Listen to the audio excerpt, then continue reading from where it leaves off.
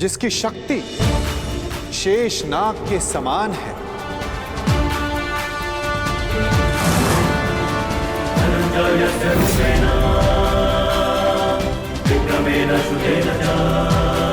जिसके कौशल के समक्ष बड़े से बड़ा योद्धा झुक जाता है।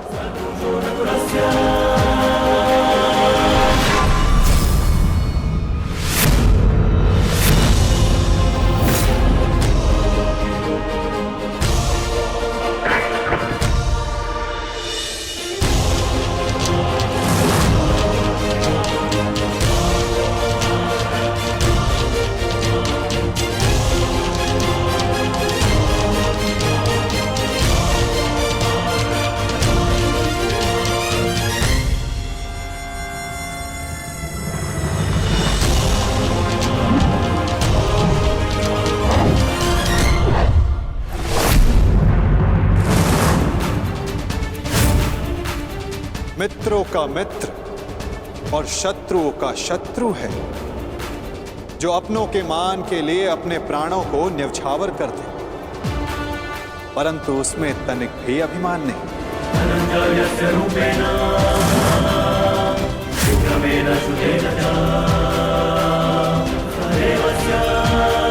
वो जिसे दाऊ और मैंने स्वयं शिक्षा दी, जो कुरुकुल का सूर्य है, वो है सुभद्रा और अर्जुन का पुत्र अभिमन्यु।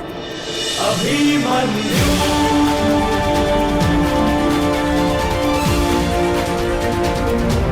अभिमन्यु वो जितना शक्तिशाली है उतना ही विनम्र है।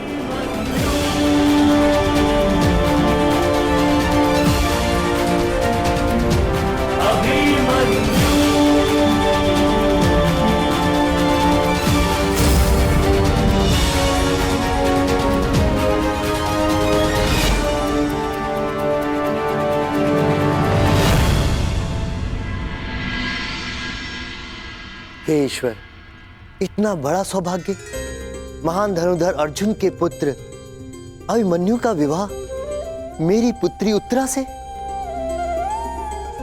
मैं धन्य हुआ वासुदेव। स्वप्न में भी नहीं सोचा था कि मैं महाशक्तिशाली पांडवों का समधी बनूंगा। आज मुझसे अधिक कोई सौभाग्यशाली नहीं। भाग्यशाली तो मैं हूं विराटराज। उत्तरा मेरी शिष्य रह चुकी, इतनी कुशल प्रतिभावान पुत्र वधू पाकर मेरा भाग्य उदित हो गया।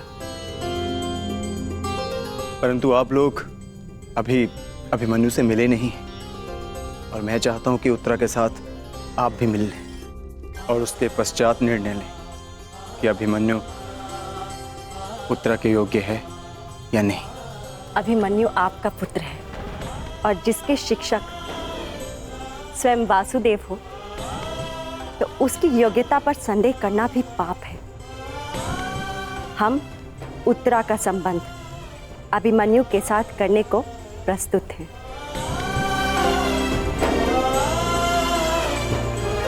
और आपका क्या निर्णय? बधाई हो विराटराज, अब आप पांडवों के समधी हुए।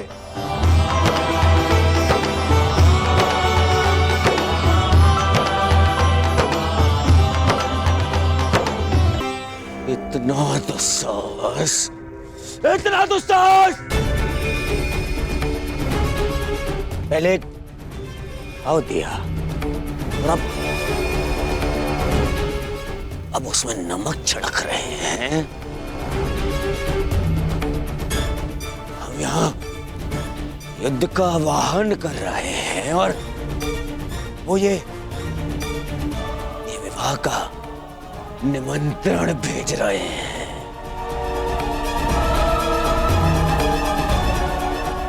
नहीं जाएंगे हम वहां, नहीं जाएंगे, कोई नहीं जाएगा वहां।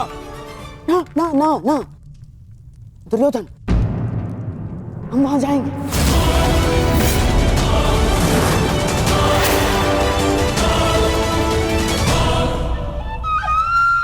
महाराज, मेरा मत है कि हमें वहां जाना चाहिए। युद्ध और संधि अपने स्थान पर है और संबंध अपने स्थान पर है महाराज। कुरुवंश के अगली पीढ़ी का पहला विवाह है ये, और हमें निमंत्रण भी आया है। हमें जाना चाहिए महाराज। हाँ?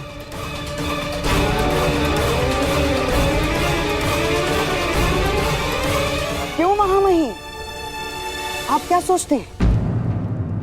आपके प्रिय अर्जुन के पुत्र अभिमन्यु का विवाह है, हमें उसे आशीर्वाद देने नहीं जाना चाहिए? जाना चाहिए महामहिम, है?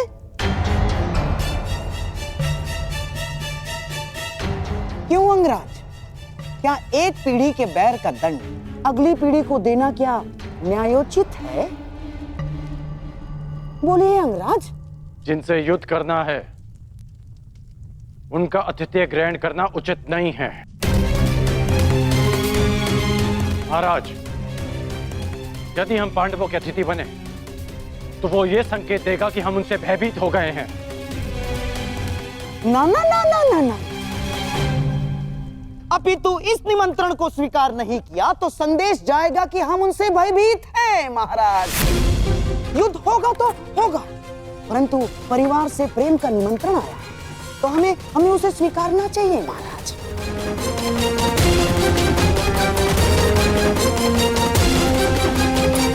ठीक सोचिए महाराज, पांडु आपके भाई थे और देवी कुंती अभी भी हस्तिनापुर में निवास करती है,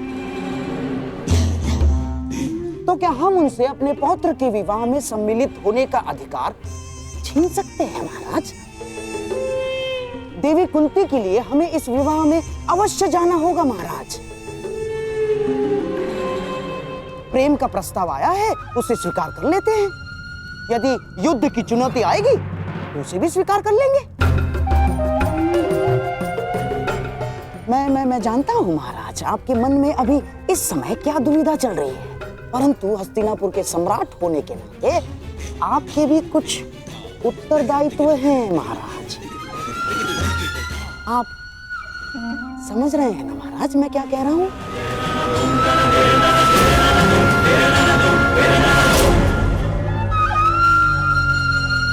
तो ठीक है,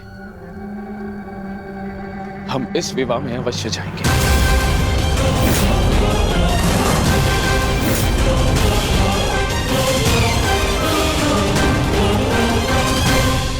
कौरव का निमंत्रण देने की क्या आवश्यकता थी वासुदेव? क्योंकि कौरव तुम्हारे संबंधी हैं विकोदर, और हमने निमंत्रण केवल कौरवों को नहीं हस्तिनापुर को भेजा है, जहां तुम्हारी माता है, पितामह है। इतने वर्षों के पश्चात भी भीम को अपने क्रोध पर नियंत्रण करना नहीं आया। मैं अपने अनुज की ओर से आपसे क्षमा चाहता हूं वासुदेव, परंतु मेरे भी मन में यही प्रश्न है कि कौरवों को निमंत्रण क्यों? और अब भी मेरा उत्तर वही रहेगा युधिष्ठिर, कि कौरव तुम्हारे संबंधी हैं। पूछने का कोई लाभ नहीं ज्येष्ठ। माधव को यदि नहीं बताना है तो वो नहीं बताएंगे, परंतु मुझे विश्वास है माधव ने जो भी निर्णय लिया होगा हमारे हित में ही लिया होगा, क्योंकि माधव की आंखें भविष्य देख सकती हैं।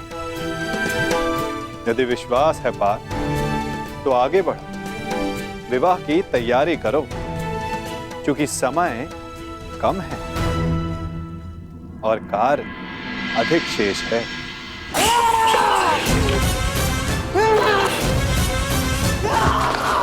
मामा जी,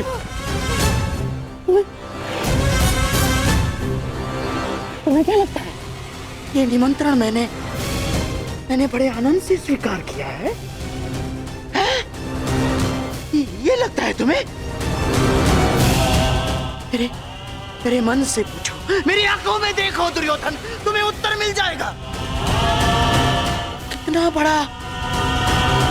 कितना बड़ा अपमान है ये निमंत्रण मेरे लिए, ये निमंत्रण। परंतु यदि इतना बड़ा अपमान था मामाश्री, तो निमंत्रण स्वीकार क्यों किया मामाश्री? क्योंकि एक अपमान का उत्तर देने के लिए अपमान को स्वीकारना पड़ता है दुर्योधन। ये विवाह, ये संबंध, ये निमंत्रण मेरे लिए उस कृष्ण का प्रहार है दुर्योधन। प्रहार, बड़ा दुखदायी प्रहार है, और उस प्रहार का उत्तर देने मुझे जाना होगा दुर्योधन। और मैं जाऊंगा। तुम खड़े क्यों हो? तुम बैठो, मैं जाऊंगा। मैं जाऊंगा। मैं कुछ समझ नहीं पा रहा हूं मामाश्री। उस छलिए ने मुझे हरा दिया दुर्योधन। मैं हार गया। हमने दिग्विजय करके उन्हें मित्र विहीन कर दिया। द्वारका में महाबली बलराम के साथ संधि करके हमने उन्हें आशा विहीन कर दिया। परंतु उस छलिए ने एक ही क्षण में पांडवों को वो सब कुछ दे दिया जो हमने उनसे छीना था दुर्योधन। इस विवाह से उस वासुदेव ने उन पांडवों को राज्य, मित्र, आशा सब कुछ दे दिया। सब कुछ दे दिया दुर्योधन।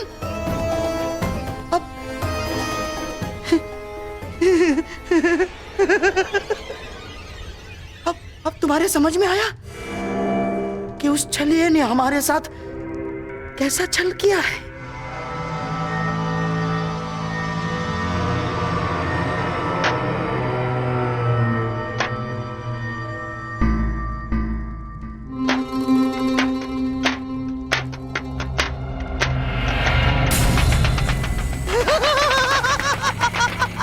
साम ताम दंड भेद युक्ति कपट छल कुचक्र षड्यंत्र, कुछ भी प्रयोग करके मैंने इस विवाह को अपशकुन न बनाया तो मेरा भी नाम शकुन ही नहीं।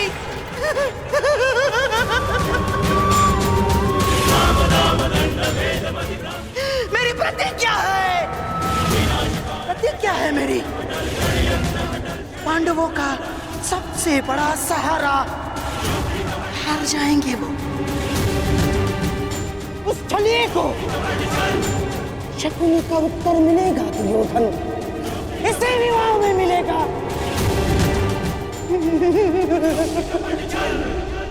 13 वर्षों के वनवास ने न केवल तुम्हारे संयम और पराक्रम को धार दी है युधिष्ठिर, 13 वर्षों की इस अवधि में कठिन परिश्रम और परीक्षण के पश्चात तुम्हारी अगली पीढ़ी भी युद्ध कौशल में कुशल हो गई। अब तुम सबका वनवास पूर्ण हुआ। अब समय आ गया है अपने वनवास रूप तपस्या का फल पाने का, और वो फल है तुम सबके पुत्र।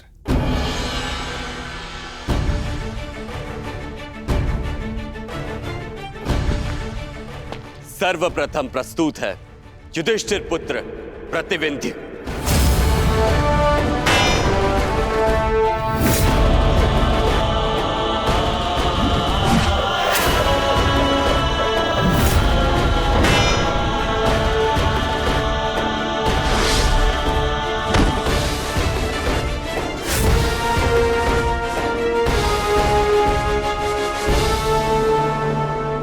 अब प्रस्तुत है भीमपुत्र सुत्सोम।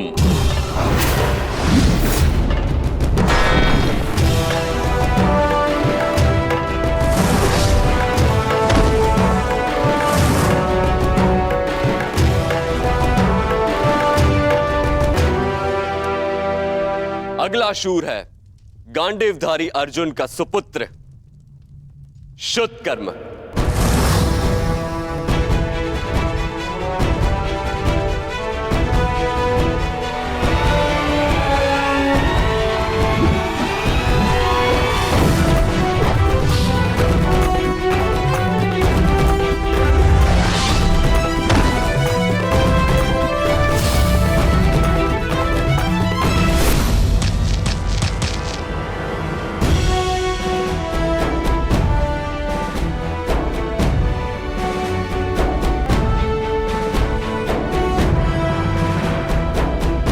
अंत में नकुल पुत्र शतनिक और सहदेव पुत्र शुद्ध से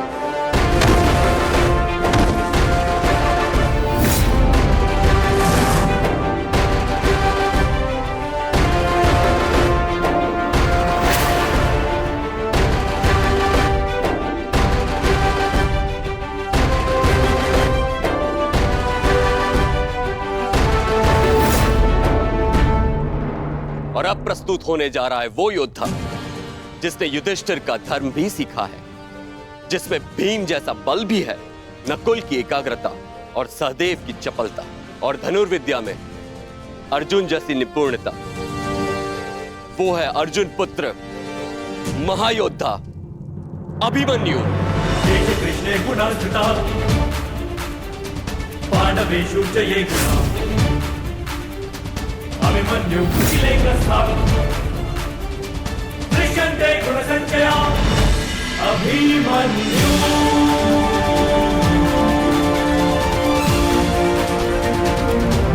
अभिमन्यु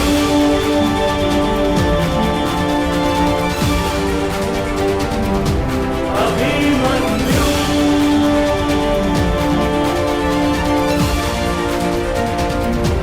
अभिमन्यु।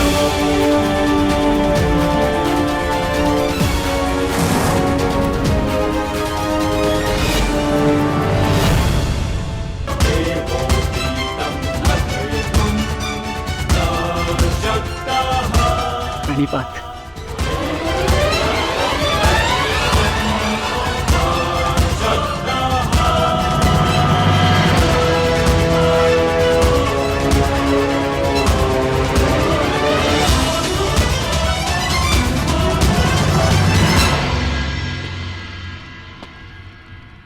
श्री बलराम, मुझे समझ में नहीं आता कि मैं आपका ऋण कैसे चुकाऊंगा। आपने और माधव ने अभिमन्यु को अद्भुत प्रशिक्षण दिया है। ऋणी तो मैं हूं अर्जुन कि मुझे अभिमन्यु जैसा कुशल शिष्य मिला।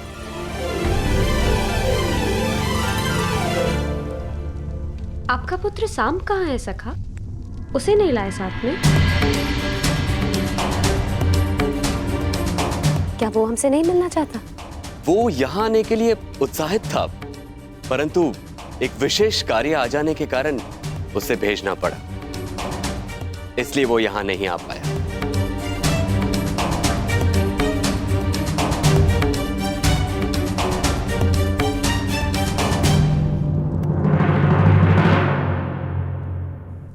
मेरे प्रिय,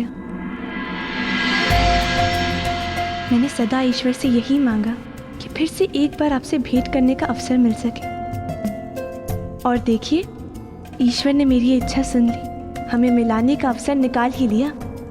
विराट नगर में भ्राता अभिमन्यु और राजकुमारी उत्तरा का विवाह है, जहां सम्मिलित होने के लिए निमंत्रण आया है हमें। आशा करती हूँ कि पिताश्री को मना पाऊँ कि वो अपने साथ साथ मुझे भी विवाह में ले चले। बहुत प्रेम करते हैं वो मुझसे। कदाचित साथ ले जाने के लिए तैयार हो जाएंगे और मैं तुमसे मिल पाऊंगी प्रिय साम।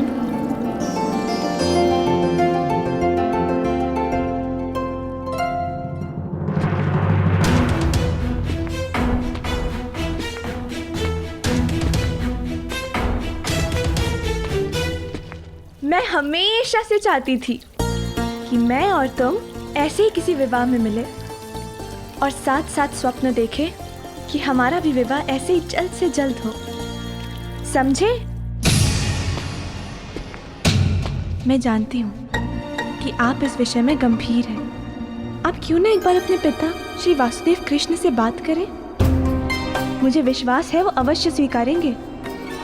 मैंने सुना है कि आपके पिता सबके मन की बात समझ लेते हैं। तो भला अपने ही पुत्र के हृदय की बात वो कैसे ना समझेंगे? यदि आपने अपने पिता से बात नहीं की तो मुझे अपने पिताश्री से बात करनी होगी। और ये आप भली भांति जानते हैं कि मेरे पिता की प्रतिक्रिया कुछ अच्छी नहीं होगी, इसलिए बात बिगड़ने से पहले ही संभाल लीजिए प्रिय। बहुत सारा प्रेम, केवल तुम्हारी लक्ष्मणा। सावधान, युवराज दुर्योधन पधार रहे हैं।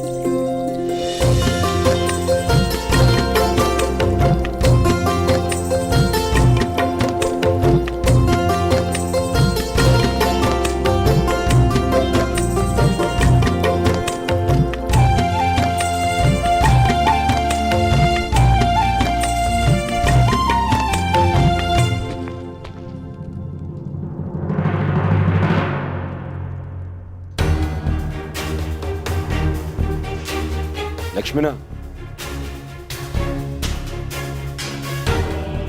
पिताश्री,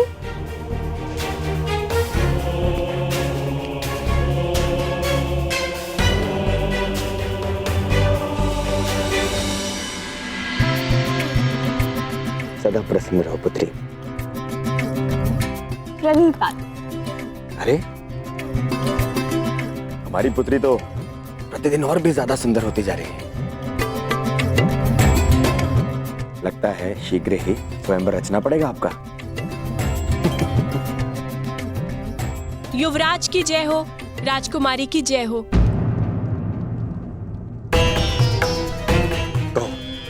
वो युवराज, राजकुमारी पक्षियों को दाना भिजवाना चाहती थी, इसलिए मैं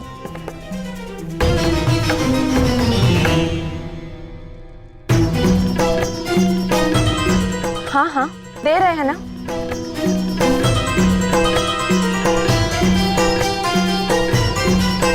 पुत्री, इन पक्षियों के साथ में खेलना कम कर दो।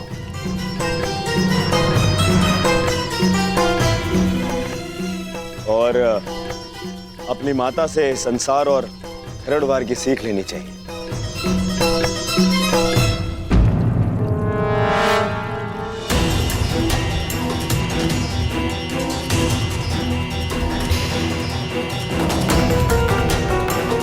और श्रृंगार करना सीखो। आपकी विवाह की आयु आती जा रही है। आप भी ना पिताश्री। मैं किसी से विवाह नहीं करने वाली। मैं आपको छोड़कर कहीं नहीं जाऊंगी।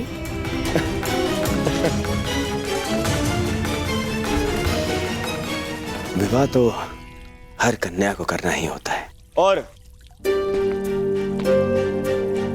फिर अपने पिता का घर छोड़ के जाना होता है। नहीं,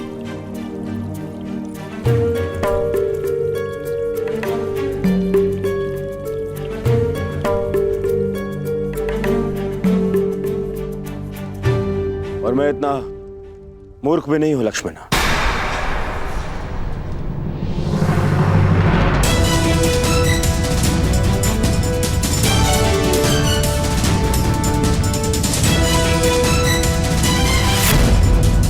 और आपको लगता है कि आप अपने पिता से कुछ भी छुपाने में सक्षम हैं?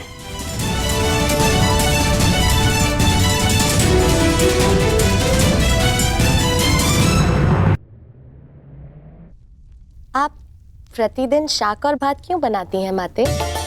शाक भात मेरे करण का प्रिय है। उसे यहाँ आने का समय नहीं मिलता। मैं सोचती हूँ जब भी वो आएगा शाक भात देखकर उसे संतोष होगा।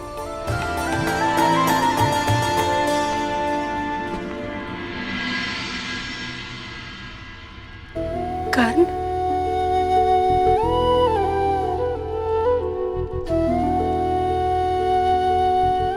कर्ण नहीं माता, राधे कर्ण।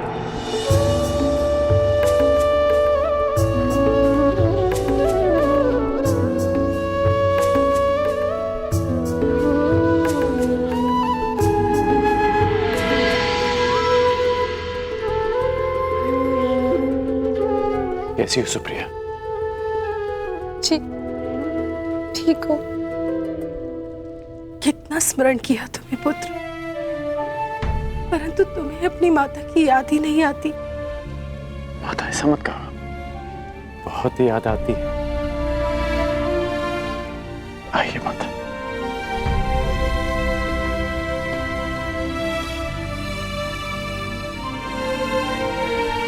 नहीं माता, मुझे विराटनगर शीघ्र ही प्रस्थान करना होगा। आने में थोड़ा समय लग जाएगा,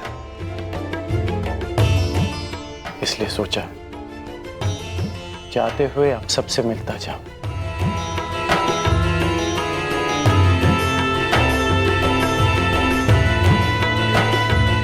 किसे खोज रहे हो पुत्र? वृषसेन को खोज रहा हूं माता।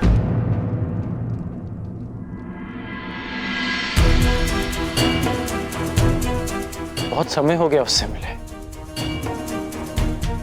बहुत बहुत बड़ा हो गया होगा ना मेरा पुत्र? हाँ पुत्र, परंतु वो कहीं बाहर गया है। याद होता कि तुम आने वाले हो, उसे कहीं जाने ही ना देते। अच्छा, बाहर क्या? माता, उसे आने में अधिक समय लग जाएगा क्या? कदाचित आज तुम उससे मिल नहीं पाओगे। नहीं माता, मुझे उससे मिलना है। पिछली बार भी विराट युद्ध से पहले जब मैं यहाँ आया था तो उससे नहीं मिल पाया था माता, परंतु इस बार मैं उससे अवश्य मिलूंगा। ठीक है, मैं अपने पुत्र की यही प्रतीक्षा करता हूं। अन्यथा यदि आपको पता है कि वो कहां गया है तो आप मुझे बता दीजिए, मैं वहीं जाके उससे मिल लूंगा।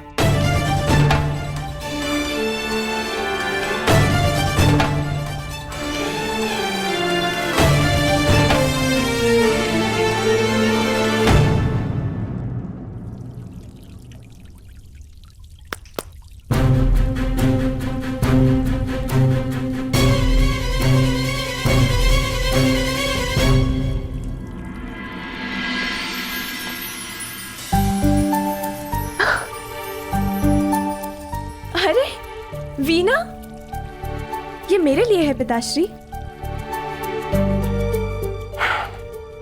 आपने अपनी माता से यही मांगा था ना? पिताश्री, इसे सीखने की अनुमति है? अवश्य, क्यों नहीं? आप अपने हर एक निर्णय लेने के लिए स्वतंत्र हैं। जो चाहे आप कर सकती हैं। पिताश्री, तो मैं आपसे कुछ मांगना चाहती हूँ। मुझे भी आपके साथ विराटनगर चलना है।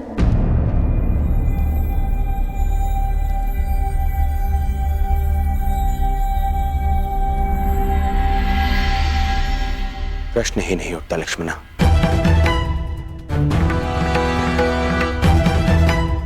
वहां वो पांडव हैं, मेरे शत्रु, और वो छलिया कृष्ण भी होगा।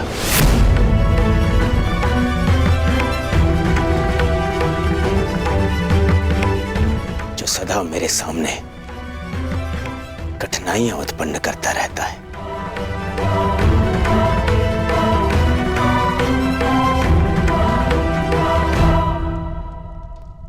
मैं अपनी पुत्री को किसी भी संकट में नहीं डाल सकता। परंतु पिताश्री, आप ही ने कहा था कि आप हमारी प्रत्येक इच्छा पूरी करेंगे। अवश्य, परंतु जानबूझकर आपको संकट में तो नहीं ढकेल सकता ना। आपकी सुरक्षा मेरा कर्तव्य है।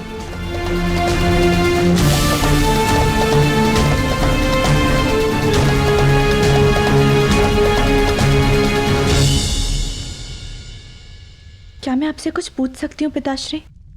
निसंदेह, पूछिए, क्या पूछना है? लक्ष्मणा, क्या जानना है आपको?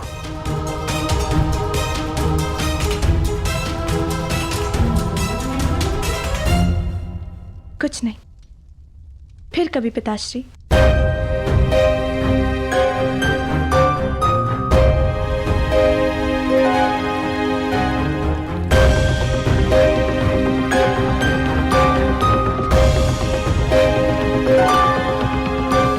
समझ नहीं आ रहा है आपको शांत के बारे में कैसे बताऊं, परंतु कदाचित अभी समय नहीं आया है।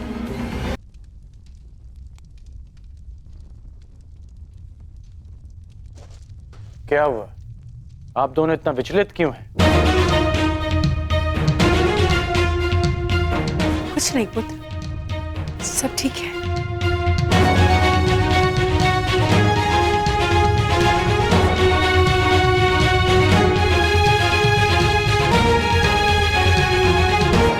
ऐसा प्रतीत हो रहा है माता कि आप मुझसे कुछ छुपा रही हैं। माता, वृषसेन कहाँ है?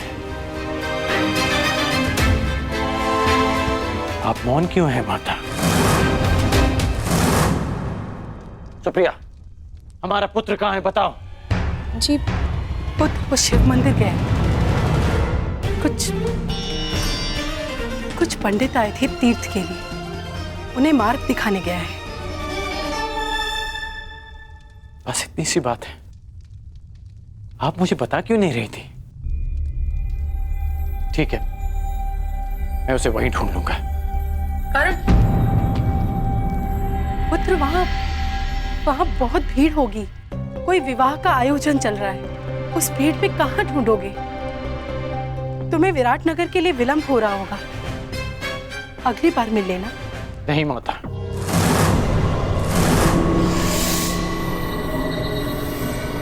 मैं इसी बार उससे मिलूंगा। मैं शिव मंदिर जा रहा हूं माता। प्रणिपात।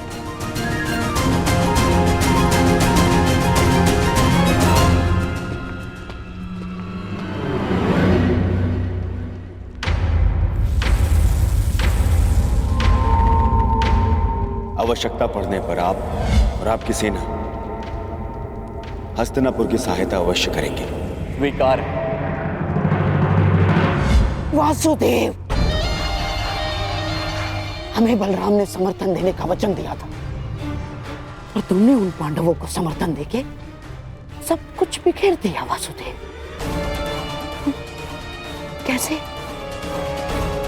कैसे तुम्हें अपने मार्ग से हटाओ, कैसे तुम्हें पराभूत करूं, कैसे तुम्हारा अंत करूं वासुदेव, कैसे करूं?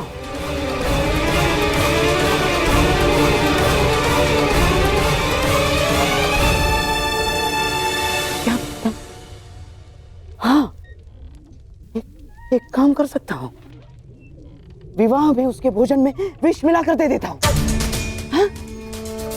वहां इतने सारे अतिथि होंगे, किसी को संदेह भी नहीं होगा। हाँ।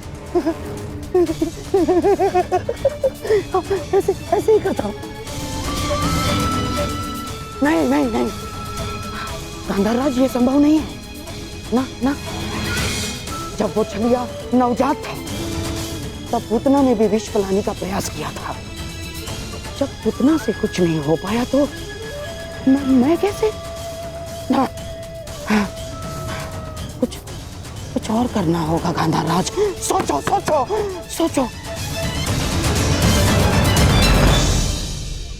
दासी, इधर आओ।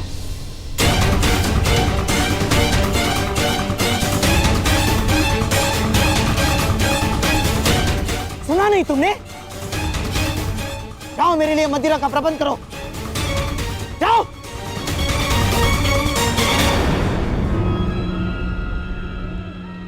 अब मैं ध्यान लगाकर सोच पाऊंगा। अब मेरा मस्तिष्क चलेगा। अभी तक यहीं खड़े हो तुम? सुना नहीं तुमने? जाओ, मेरे लिए मदिरा लेकर आओ। जाओ।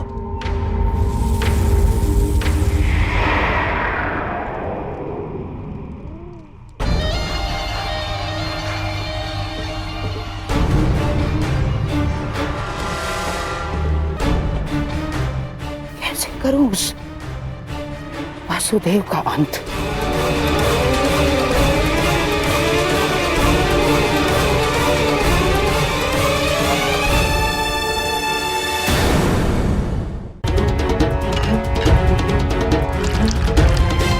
गांधार नरेश, मदिरा।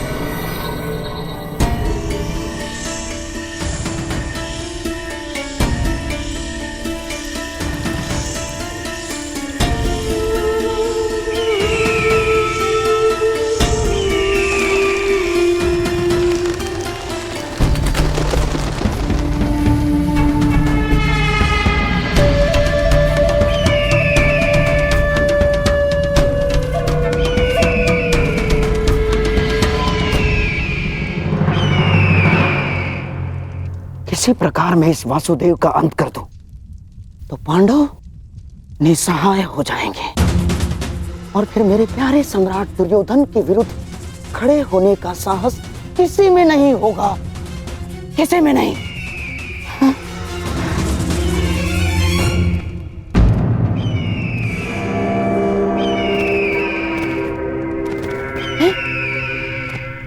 ये तो कोई संदेश है।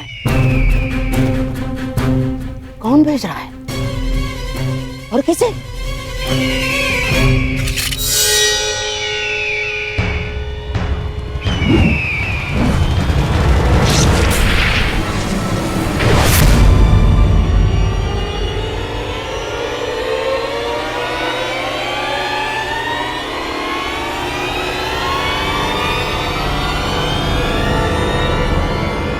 संदेश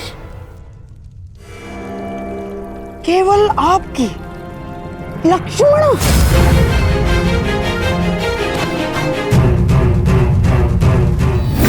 क्या है ये? क्या है ये? तुम्हें ज्ञात भी है तुम क्या करने जा रही थी? हैं? कृष्ण का पुत्र सांब और दुर्योधन की पुत्री लक्ष्मणा।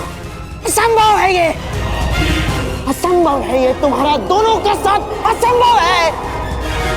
तुम्हें याद भी है इसका परिणाम क्या होगा बच्चे? हैं? याद है तुम्हें इसका परिणाम क्या होगा? महाविध्वंस हो जाएगा बच्चे, महाविध्वंस।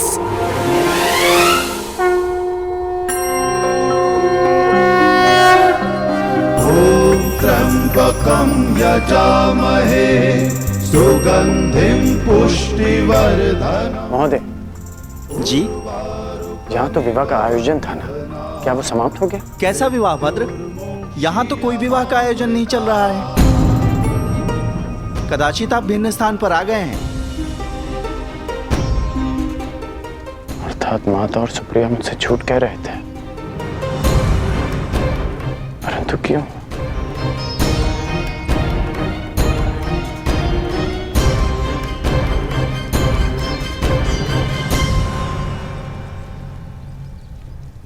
ये तो अनुचूर्ण का मित्र है।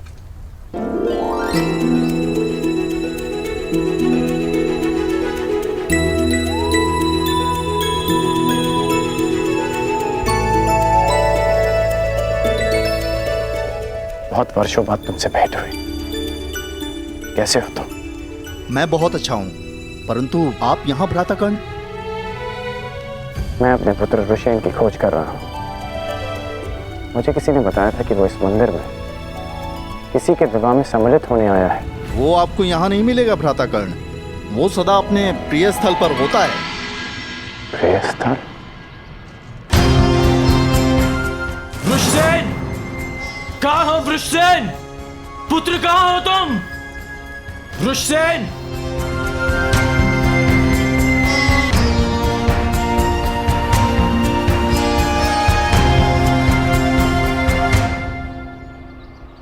हमें क्षमा कर दीजिए महोदय, क्षमा कर दीजिए।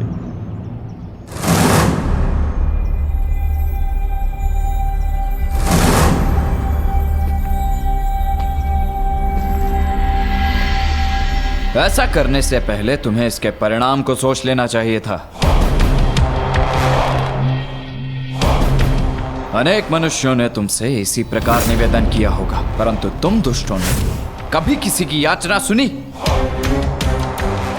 कौन है ये सब और किस बात की क्षमा मांग रहे हैं? और ये कौन है? हर बार तुम लोगों को एक और अवसर दिया गया, परंतु तुम लोग फिर भी नहीं सुधरे और इसी कुमार्ग पर चलते रहे। परंतु अब समय आ गया है कि तुम्हें तुम्हारे कर्मों का फल भुगतना ही होगा।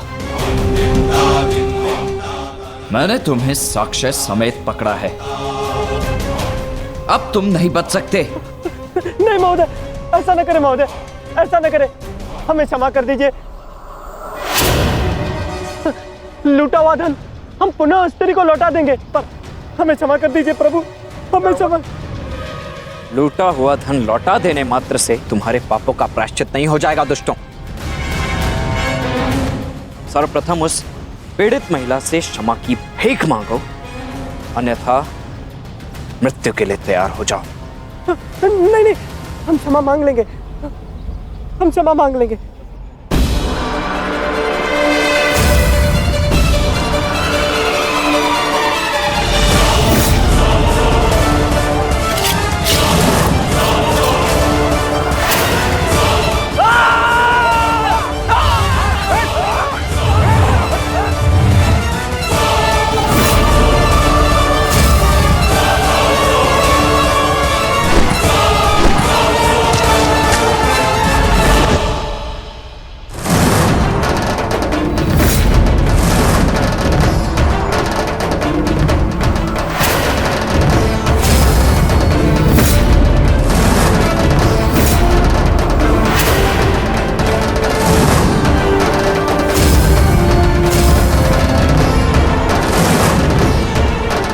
वृषसेन,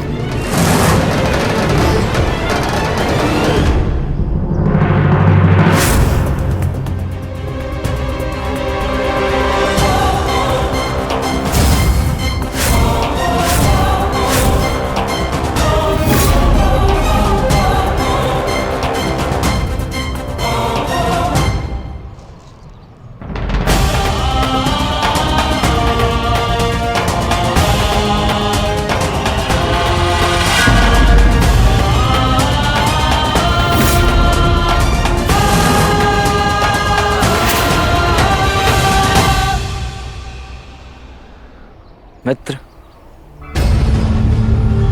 उस स्त्री को उसका धन लौटा दो और इन शवों को भी अंतिम संस्कार दे दो। हमारा मंतव्य यहां पूर्ण हुआ।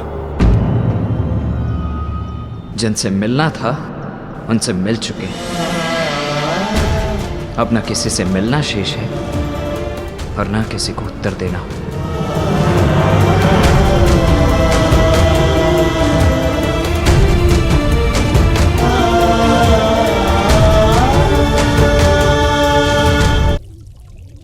कब से चल रहा है ये प्रकरण? और कब से अपने परिवार के साथ विश्वासघात कर रही हो तुम? अब इस बात से मुझे दुर्योधन को अवगत कराना पड़ेगा। अब वो ही तुम्हारे इस दुस्साहस का निर्णय लेगा। रो लो तुम। नहीं मामा श्री, रुक जाइए। रो लो तुम, रो लो। ऐसा ना करिए मामा श्री, कृपया करके पिताश्री को कुछ ना बताइए, हम आपसे विनती करते हैं।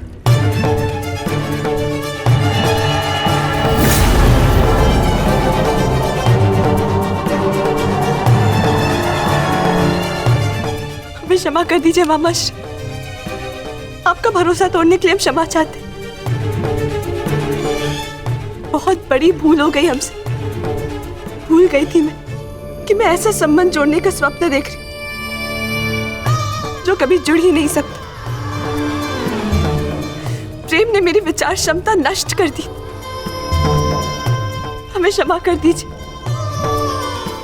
परंतु कृपया करके पिताश्री को कुछ मत बताइए। उन्हें पता चलेगा तो उनके हृदय को बहुत ठेस पहुंचेगी। उन्हें कुछ मत बताइए।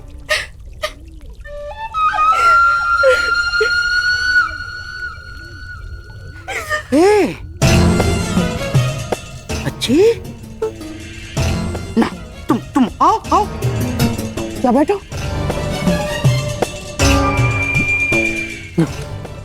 रोना। लक्ष्मणा, देखो, मुझे क्रोध तो आया था मुझे क्रोध, परंतु तुम्हारे अश्रुओं ने मुझसे कह दिया कि तुम सांब से अत्याधिक प्रेम करती हो। हाँ, ठीक है। अब मुझे ही कोई मार्ग ढूंढना पड़ेगा इससे बाहर निकलने का।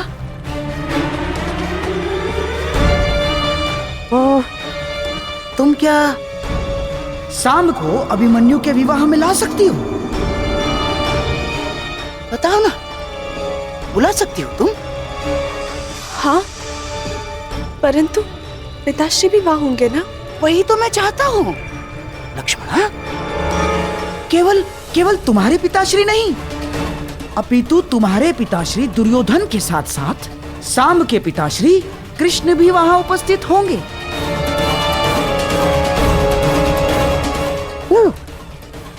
अर्थात तुम्हारे विवाह के विषय में कुछ प्रस्ताव उपस्थित करने के लिए दोनों के पिताश्री वहां होना आवश्यक है कि नहीं?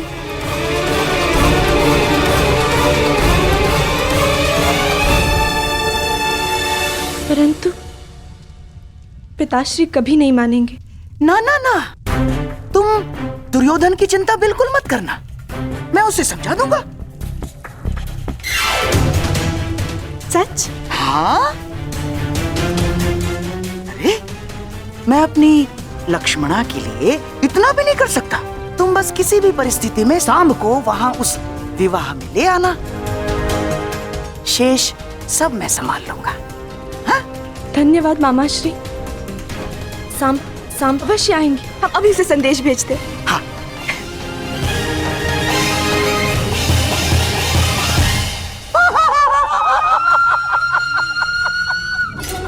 चलिए कृष्ण, अब आएगा आनंद। मेरी अगली चाल के लिए तैयार रहना। तो इस बार तुम्हारी पराजय निश्चित निश्चित। पुत्र मैं हूँ, मैं तुम्हारा पिता। तुमने मुझे पहचाना नहीं, परंतु मैंने तुम्हें देखते ही पहचान लिया। तुम्हें मालूम, बचपन में मैं बिल्कुल तुम्हारे जैसा दिखता था। हाँ,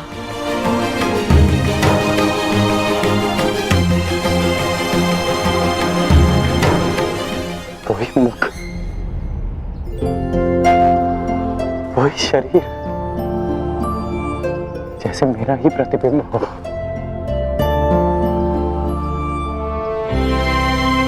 तुम बिल्कुल मुझ पर गए हो पुत्र। मुझे ज्ञात है कि आप मेरे पिता हैं, परंतु इस पिता और पुत्र के संबंध का आपके लिए महत्व ही क्या है?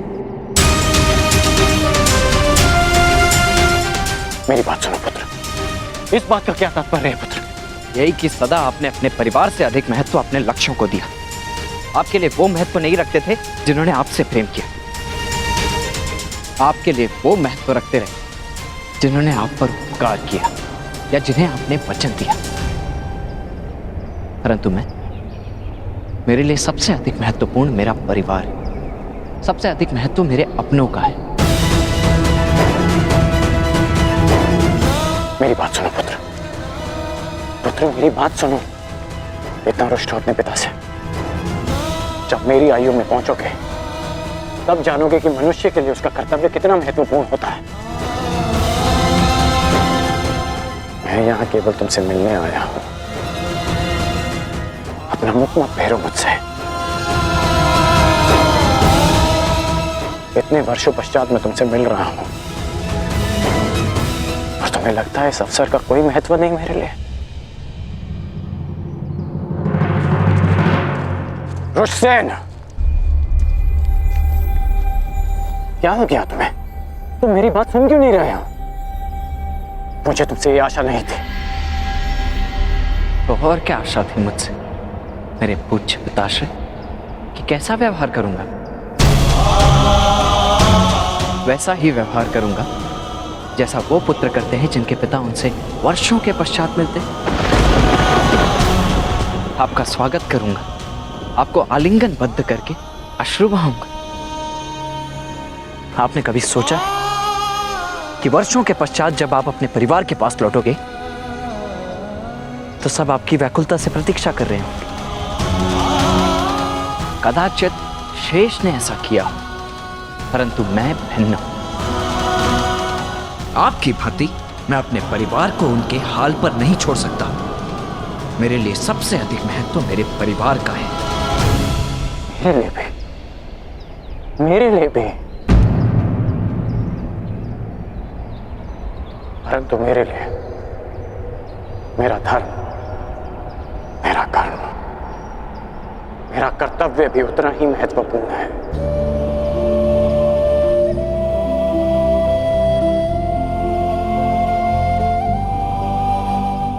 आया था पुत्र,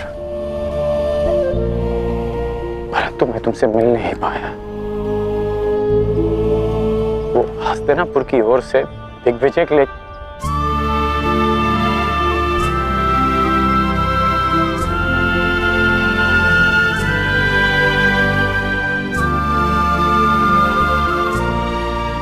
अच्छा तुम ही बता, यदि मनुष्य केवल अपने लिए जिएगा, अपने ही सुख के बारे में सोचेगा, तो क्या हमारी आने वाली पीढ़ी का धर्म से विश्वास नहीं उठ जाएगा?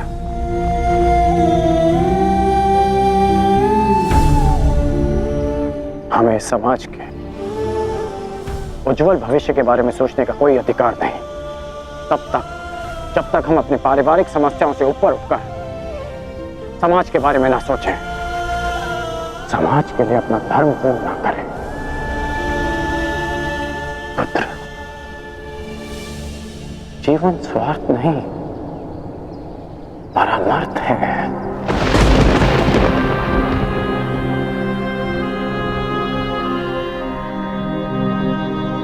मैंने जो कुछ भी किया उसका मुझे कोई पश्चाताप नहीं, कोई ग्लानि नहीं, क्योंकि मैं स्वयं के लिए नहीं समाज के लिए जिया हूं,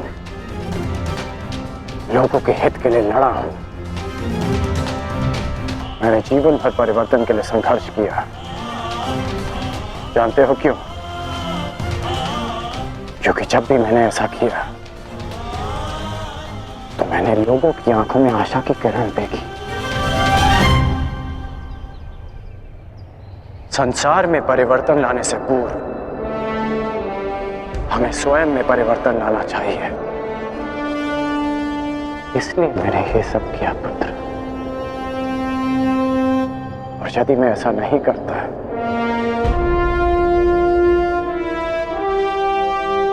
तो तुम आज एक सूत पुत्र होकर हाथ में शस्त्र नहीं उठा पाते।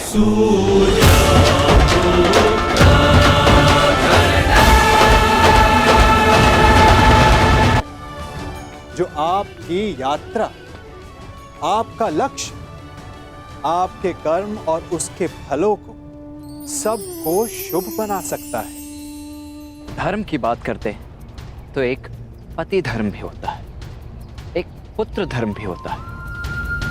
यदि कर्तव्य की बात करते हैं ना, तो अपने परिवार और पुत्र के लिए भी मनुष्य का कर्तव्य होता है। और यदि समाज की बात करते हैं तो ये मत भूलिए कि समाज परिवारों से मिलकर बनता है। आप जिसे परमार्थ कह रहे हैं वो आपका परम स्वार्थ है, और कदाचित मेरा स्वार्थ मेरा परमार्थ। आप अपना धर्म निभाइए और मैं अपने संबंध निभाता हूं।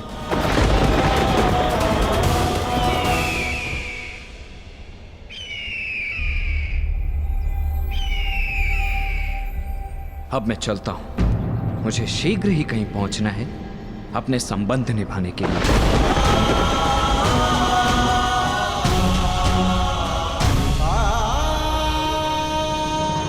नहीं मामाश्री, मैं कह चुका हूं, लक्ष्मणा विराटनगर नहीं जाएगी, बस। अपनी शत्रुता के कारण अपनी बच्ची का मन तोड़ना कहाँ का न्याय है दुर्योधन? हमारी बच्ची लक्ष्मणा को हमारे साथ ले जाना उचित होगा दुर्योधन। अरे कदाचित आप भूल रहे हैं मामाश्री कि विराटनगर हमारा मित्र नहीं शत्रु राज्य है। कोई अनहोनी हो गई तो, युद्ध छिड़ गया तो? मैं कुछ नहीं भूला हूं दुर्योधन, परंतु समझो बात को, ये निमंत्रण युद्ध का नहीं, विवाह समारोह का निमंत्रण है। उस अभिमन्यु का विवाह समारोह है। और दुर्योधन, हमारी नई पीढ़ी का पहला विवाह है, उसमें हमारी बच्ची को ले जाना अनुचित नहीं है। अरे मामाश्री, क्षमा कीजिए मुझे, परंतु यह मुझे स्वीकार नहीं है। मैं अपनी पुत्री को संकट में नहीं डालूंगा, बस। दुर्योधन, देखो, ये मत भूलो कि ये आमंत्रण पांडवों की ओर से आया है, अर्थात पांडव शांति बनाए रखने के लिए कुछ भी कर सकते हैं, कुछ भी, जिससे किसी पर भी कोई भी संकट आए। मामाश्री बस, अब मुझे और कुछ नहीं सुनना है। ठीक है, जैसा तुम उचित समझो। रुकिए मामा श्री, क्या चल रहा है आपके मस्तिष्क में?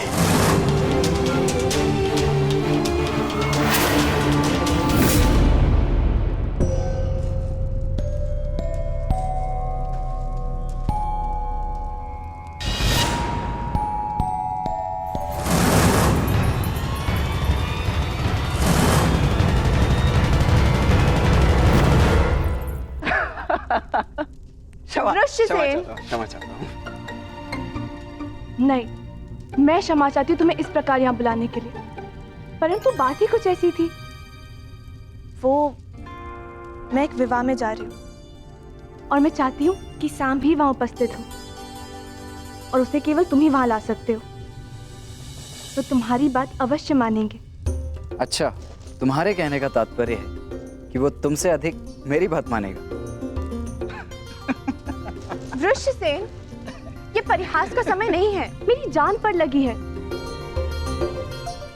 अब मैं स्वयं जाके तो उन्हें वहां से आने को नहीं बोल सकती ना, क्योंकि मैं जानती हूँ कि वो नहीं आएंगे, परंतु इस बार उनका वहां आना अति आवश्यक है। और तुम मेरे मित्र होके ऐसे उपहास कर रहे हो। अरे अरे, ठीक है, यदि इतना ही आवश्यक है तो मैं स्वयं जाकर कुमार सांब को लेकर उपस्थित हो जाऊंगा। कहाँ है विवाह? विराटनगर में। वहां तो कुमार अभिमन्यु के विवाह का आयोजन चल रहा है ना, अर्थात तुम उस विवाह में। प्रश्न ये नहीं है कि लक्ष्मणा विराटनगर जाए या ना जाए,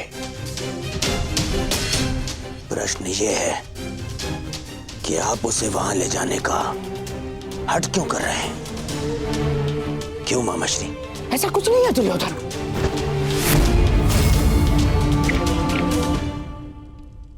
जितना मैं आपको जानता हूं मामाश्री, आप अकारण मेरा मन बदलने के लिए मुझे बातें नहीं करते हैं। कुछ तो योजना आपके अंतर मन में है मामाश्री।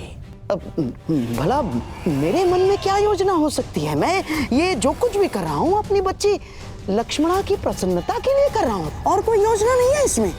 बेहतर होगा कि ना हो मामाश्री, क्योंकि यदि ये कोई आपकी योजना है जिसमें आपने मेरी पुत्री का उपयोग करना चाहा, तो मैं आपको क्षमा नहीं करूंगा मामाश्री। ये क्या कह रहे हो दुर्योधन? मैं अपनी बच्ची लक्ष्मणा को लेकर छल करूंगा? आपके लिए कुछ भी असंभव नहीं है मामाश्री, परंतु सावधान करता हूँ, क्योंकि यदि मेरी पुत्री पर जरा सी भी आँच आई तो आप मेरी प्रतिक्रिया सहन नहीं कर पाएंगे, समझे? दुर्योधन, ये क्या हो गया है तुम्हें? तो बताइए, आप लक्ष्मणा को विराटनगर ले जाने में दबाव क्यों बना रहे? मामाश्री, आपका यह मौन मेरे मन के संदेह की अग्नि को और भड़का रहा है। बोलिए, अन्यथा मैं अपना संयम तोड़ बैठूंगा। बोलिए।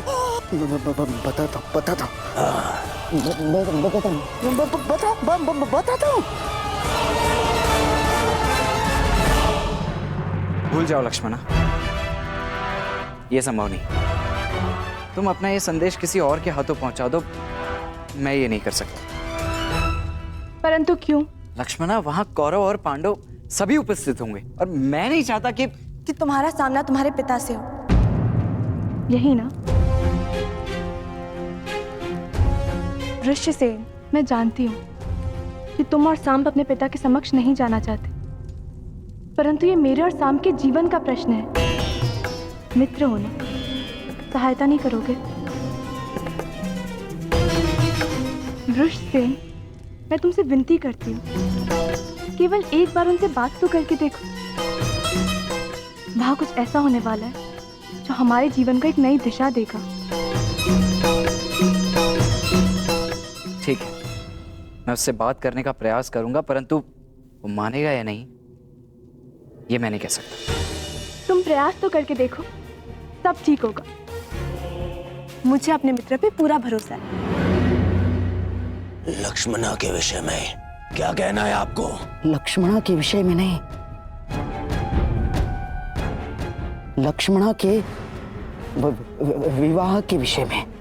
लक्ष्मणा का विवाह? हाँ दुर्योधन, अब तो मेरी बात ध्यान से सुनना दुर्योधन।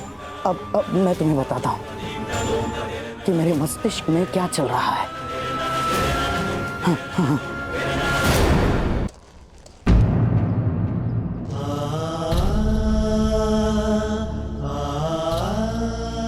मुझे नहीं पता था कि आप अभी यही हैं। मैं जानता हूं तुम मुझसे रुष्ट हो पुत्र।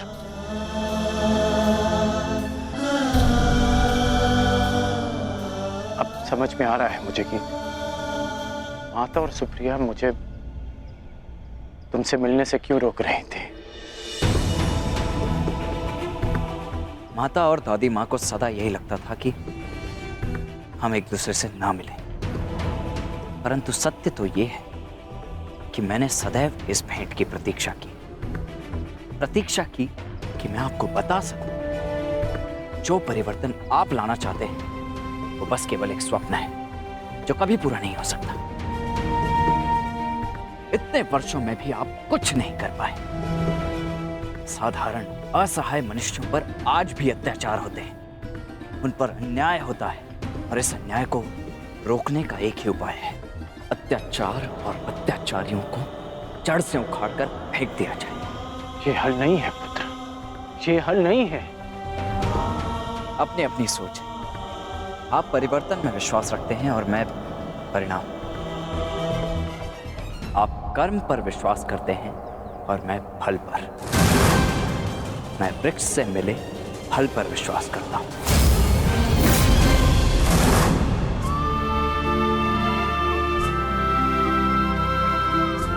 मैं जानता हूं कि तुम्हारे भीतर मेरे लिए बहुत कड़वाहट होगी,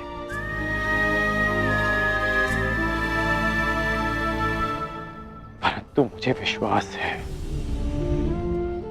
विश्वास है कि एक दिन तुम मेरा बलिदान अवश्य समझोगे। मैं उस समय की प्रतीक्षा करूंगा। वो समय आएगा पुत्र, वो समय आएगा। वो दिन कभी नहीं आएगा जब मैं आपके तर्कों से सहमत होऊंगा। आपने अपना मार्ग चुना और मैं अपने चुने मार्ग पर चलूंगा। आप कीजिए प्रतीक्षा परिवर्तन की, परंतु मैं परिणाम लाऊंगा और मैं अपने मार्ग में किसी को नहीं आने दूंगा, फिर चाहे मुझे उसके लिए किसी का भी सामना करना पड़े। और यदि आपका भी सामना करना पड़ा तो मुझे स्वीकार है।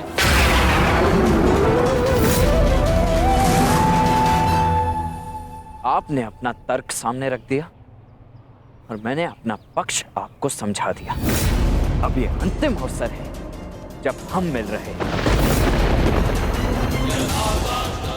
ईश्वर से प्रार्थना है कि अब जब कभी भी हम एक दूसरे के सामने आए तो एक दूसरे के विपक्ष में ना हो, क्योंकि यदि ऐसा हुआ तो हम दोनों में से कोई एक ही जीवित बचेगा।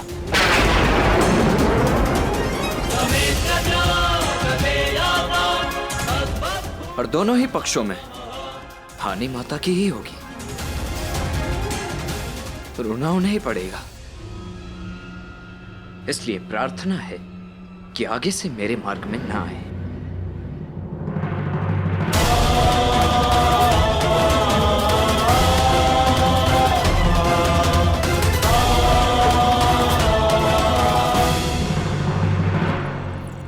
ये सुंदर है।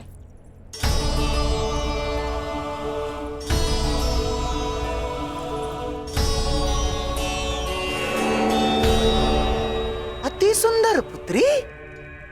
वस्त्र चयन में बहुत ही प्रवीण हो गए हो लक्ष्मणा।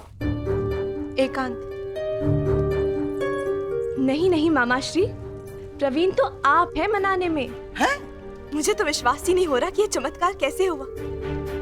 पिताश्री को कैसे मनाया? विश्वास के कारण। क्योंकि शकुनी हमेशा अपने दिए वचन पूर्ण करता है। तुम्हें भी मुझ पर विश्वास करना सीखना होगा लक्ष्मणा। मुझे आप पर पूरा विश्वास है मामा श्री। तो क्या तुमने वो किया जो मैंने तुमसे करने को कहा था? क्या संभ विवाह में आएगा? जी मामा श्री, वो विवाह में अवश्य आएंगे। बहुत अच्छे बच्ची, जाओ अपने मधुर मिलन की तैयारियां करो, जाओ।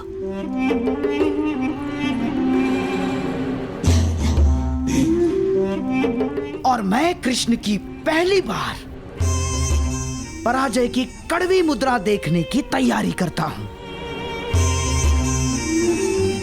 मैं नहीं जानता कि तुम भविष्य देख पा रहे हो या नहीं,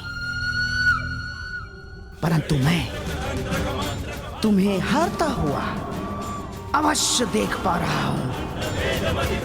अवश्य। नहीं जीतोगे तुम, नहीं जीतोगे तुम। चलिए। समझ नहीं आता ऐसा क्या है इस मोरपंख में कि सब इसे देखते ही अपना शीश झुका देते हैं। क्यों इसे देखते ही सबके मन में भक्ति उमड़ पड़ती है। जाने दो मित्र, जिसके मन में जो भावना है उसे रहने ही दो।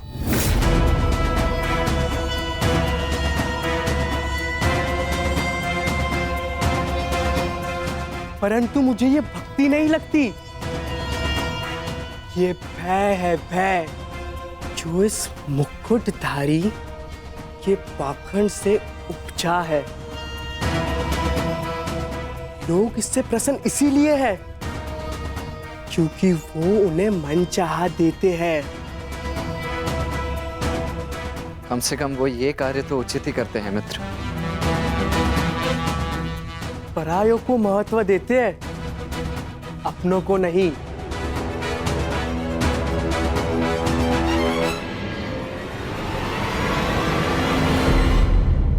परंतु हम अपनों की बात करें मित्र। तो क्या निर्णय लिया तुमने? विराटनगर आ रहे हो ना? तुमने सुना नहीं? मैं वहां नहीं जाऊंगा जहां मेरे पिता महान श्री कृष्ण वासुदेव हो। मुझे समझाने में तुम अपना समय व्यर्थ कर रहे हो मित्र। मैं तो स्वयं तुम्हें वहां जाने से रोकने आया हूं मित्र, क्योंकि वहां जाना समय को व्यर्थ करना ही है, अनावश्यक है। वो अभिमन्यु तुम्हें एक आंख नहीं भाती, तो तुम उसके विवाह में जाओगे क्यों? हाँ, वो माना कि लक्ष्मणा वहां आ रही है, परंतु उससे क्या अंतर पड़ता है?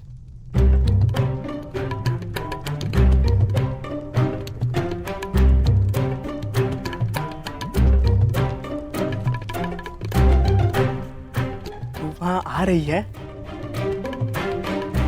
और वो चाहती है कि मैं भी वहां आऊं, है ना? और तुम मुझे वहां जाने से रोक रहे हो। मैं तो केवल अपने मुख पर आई मुस्कुराहट को रोक रहा हूं मित्र।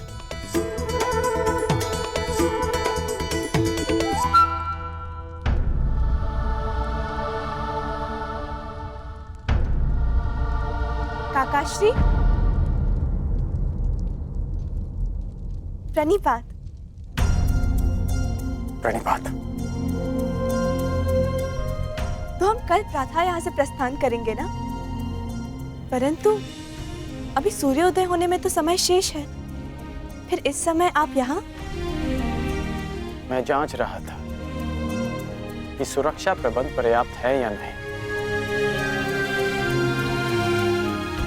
क्योंकि हस्तिनापुर की राजकुमारी पहली बार जो हमारे साथ जा रही है। काकाश्री, आप अंगराज हैं, अंगरक्षक नहीं। आपको ये सब करने की आवश्यकता नहीं। मैं ये सब इसलिए करता हूँ क्योंकि ये युवराज और आपकी सुरक्षा के लिए आवश्यक है। मेरे लिए मेरा वहां जाना आवश्यक नहीं है, परंतु किसी और के लिए मेरा वहां उपस्थित होना आवश्यक है। मेरी बात मानो मित्र, मत जाओ वहां, भूलो मत। तुम्हारे पिता भी उपस्थित होंगे वहां पर, तुम्हारी मंत्रणा उचित है मित्र, परंतु हाँ लक्ष्मणा भी होगी और उसकी इच्छा है कि मैं भी वहां पहुंचूं। इस बार भी उनकी इच्छा नहीं थी कि मैं उनके साथ विराटनगर चलूं, क्योंकि उन्हें आपकी चिंता है। हर पिता के लिए अपनी पुत्री की रक्षा सबसे बड़ी प्राथमिकता होती है। देखो पुत्री, उनके वहां बहुत शत्रु हैं, इसलिए आपको वहां ले जाना सुरक्षित नहीं है। परंतु हम विवाह में जा रहे ना काकाश्री, युद्ध करने तो नहीं। शत्रु शत्रु होता है, कब युद्ध छेड़ दे कोई नहीं जानता, और एक पिता का सबसे बड़ा कर्तव्य अपनी संतान की सुरक्षा होती है। मुझे कोई अंतर नहीं पड़ता कि मेरे पिता मेरे विषय में क्या सोच रहे हैं। तुम्हारा आग्रह डालने के लिए क्षमा चाहता हूं मित्र, परंतु मैं विराटनगर जाऊंगा लक्ष्मणा से मिलने के लिए, चाहे वहां कुछ भी हो। निश्चिंत होकर जाओ मित्र, यदि वहां कुछ होगा भी तो तुम्हारी रक्षा के लिए मैं वहां उपस्थित रहूंगा। चाहे जो हो राजकुमारी, स्मरण रखिएगा कि मैं आपकी रक्षा के लिए सदैव वहां उपस्थित रहूंगा।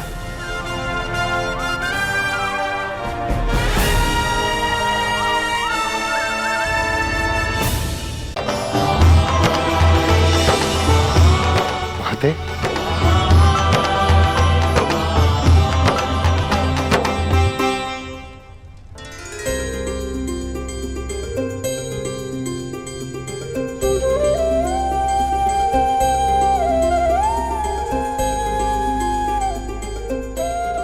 तेरह वर्षों से ये आंखें तुम सबको देखने के लिए तरस रही हैं। अच्छा नेतृत्व हो जाने दो।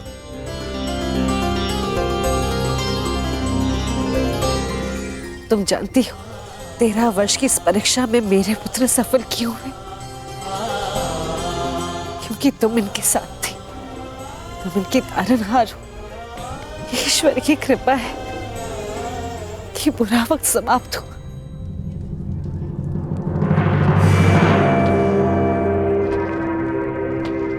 और किसी का बुरा समय प्रारंभ हुआ।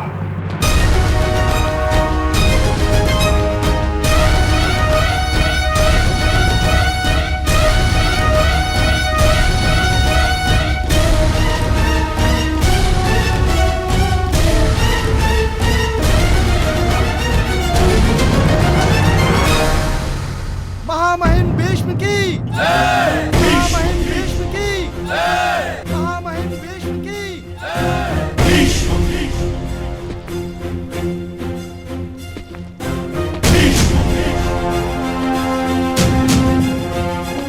आप यहाँ पधारे, हम धन्य हुए पितामह। प्रणिपात। आयुष्मान भव।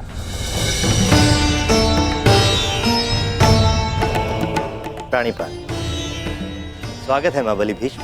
महाराज विराट, मेरे पड़पोते के विवाह पर यदि आपने निमंत्रण ना भी दिया होता तो भीष्म अवश्य आता।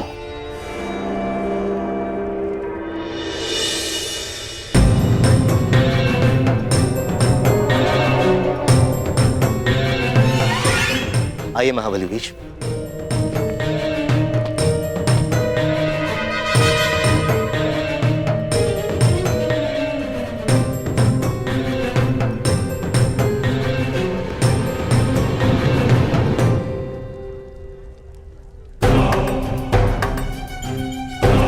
अंतिम भेंट में आशा थी कि अगली भेंट युद्ध भूमि में ही होगी।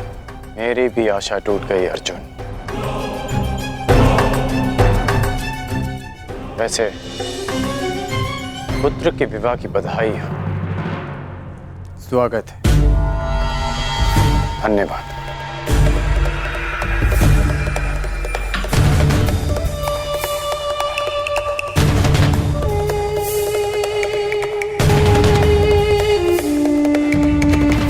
प्रणिपात।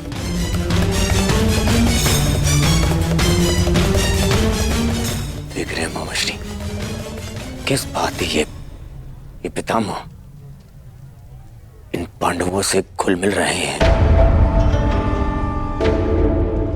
कोई जाए, उन्हें बताए, समझाए उन्हें कि कुछ ही समय पश्चात यही पांडव युद्ध में हमारे विरुद्ध खड़े होंगे। शांत रहो दुर्योधन। मुख मुद्रा सुंदर नहीं बना सकते तो कम से कम सुंदर शब्दों का प्रयोग तो करो। और ये मत भूलो कि हम यहाँ केवल अभिमन्यु के विवाह के लिए नहीं आए। हमें हमारी बच्ची लक्ष्मणा के विवाह के विषय में भी बात चलानी है और एक कर्तव्यनिष्ठ पिता की भांति व्यवहार करना सीखो और ये बचपना छोड़ो।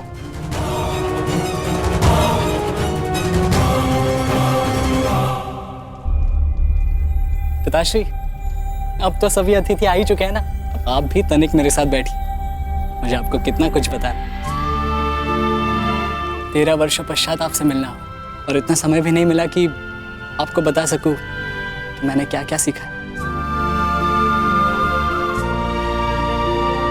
अवश्य।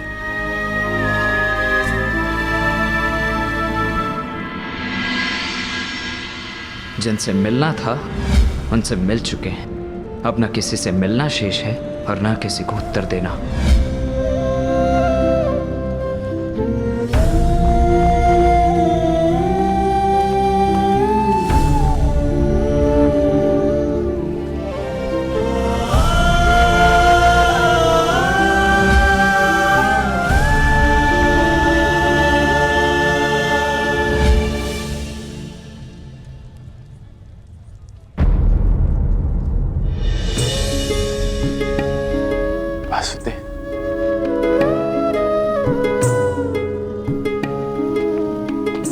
प्रणिपात वासुदेव, क्षमा कीजिएगा, मैंने आपको देखा नहीं।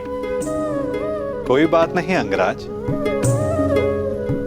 मनुष्य का मन जब व्यथित होता है तो कई बार वो अपने आसपास की वस्तुओं को देख नहीं पाता।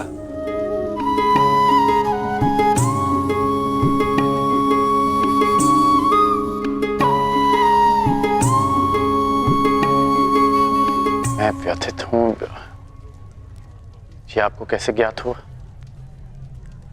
लगता है तुम भूल गए अंगराज। सारथी हूं, योद्धा का मन पढ़ लेता हूं। अभिमन्यु को देखकर तुम्हें वृषसेन का स्मरण हो आया ना?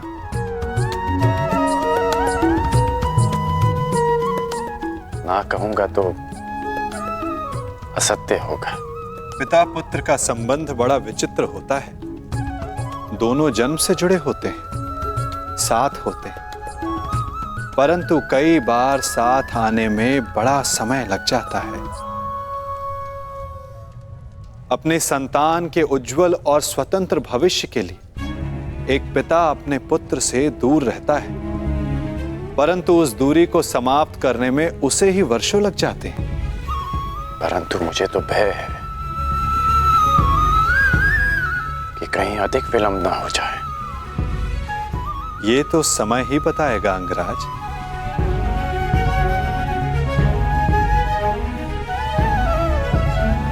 अच्छा वासुदेव, शाम कैसा है? वो आपके साथ नहीं आया? वो अच्छा है अंगराज। उसका यहां आने का मन नहीं था, इसलिए साथ नहीं आया। परंतु मन की गति बड़ी चंचल होती है अंगराज। क्या पता कब बदल जाए। वासुदेव, क्षमा कीजिएगा, परंतु मेरे पूछने का एक और तात्पर्य है। आपका आपके पुत्र से संबंध कैसा है? मैंने कहा ना अंगराज, पिता पुत्र का संबंध बड़ा विचित्र होता है। मेरी दशा तुमसे भिन्न नहीं है और मैं भी प्रारब्ध नहीं बदल सकता।